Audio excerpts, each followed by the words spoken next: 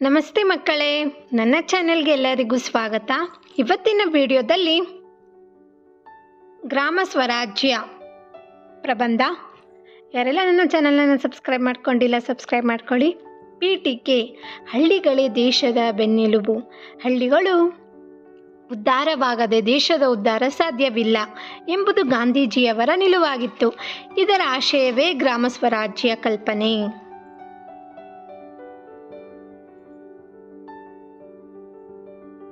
ಗ್ರಾಮಗಳೇ ಸ್ಥಳೀಯ ಮಟ್ಟದಲ್ಲಿ ಆಡಳಿತ ಯಂತ್ರವನ್ನು ಹೊಂದಿ ಆಡಳಿತ ಕೇಂದ್ರಗಳಿಂದ ತಮ್ಮ ಗ್ರಾಮದ ಅಭಿವೃದ್ಧಿ ಕಾರ್ಯವನ್ನು ಸ್ವತಃ ತಾವೇ ಮಾಡಿಕೊಳ್ಳುವುದು ಗ್ರಾಮ ಸ್ವರಾಜ್ಯವಾಗಿದೆ.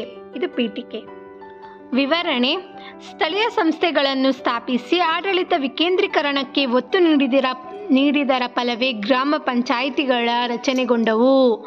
ಮೂಲಭೂತ ಸೌಕರ್ಯಗಳಿಗೆ ರಾಜ್ಯದ ಅಧಿಕಾರ ಸ್ಪಂದಿಸದಿದ್ದಾಗ ಗ್ರಾಮಗಳೇ ವಿವೇಚನೆಯಿಂದ ಅಧಿಕಾರ ಬಳಸಿಕೊಂಡು ಗ್ರಾಮದ ಅಭಿವೃದ್ಧಿಗೆ ಶ್ರಮಿಸತೊಡಗಿದವು.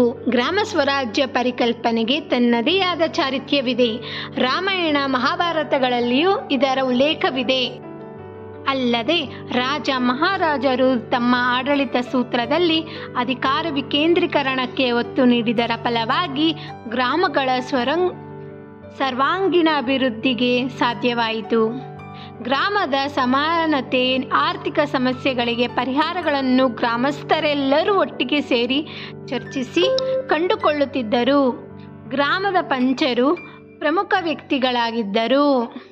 ಈ ವ್ಯವಸ್ಥೆ ಮುಂದೆ ಪಂಚಾಯಿತಿ ಪರಿಕಲ್ಪನೆ ಹುಟ್ಟಲು ಅಡಿಪಾಯವಾಯಿತು. ನಮ್ಮ ದೇಶವು ಹಳ್ಳಿಗಳನ್ನೇ ಹೆಚ್ಚು ಹೊಂದಿರುವುದರಿಂದ ಅವುಗಳ ಸ್ವಾವಲಂಬನೆ ಮುಖ್ಯವಾಗಿತ್ತು.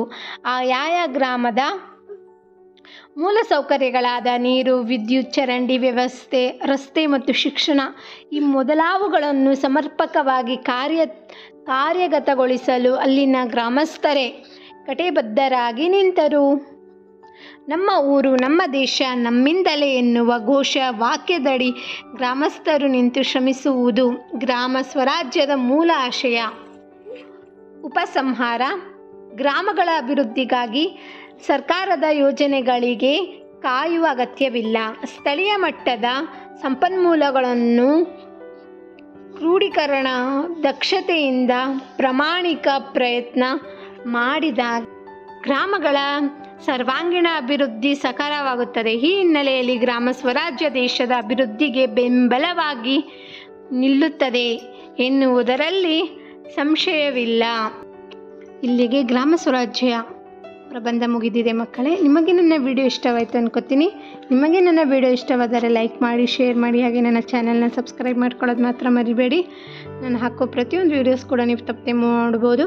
ಮತ್ತು ಮುಂದಿನ ವಿಡಿಯೋದಲ್ಲಿ ಸಿಗೋಣ. ಬಾಯ್ ಬಾಯ್ ಮಕ್ಕಳೇ.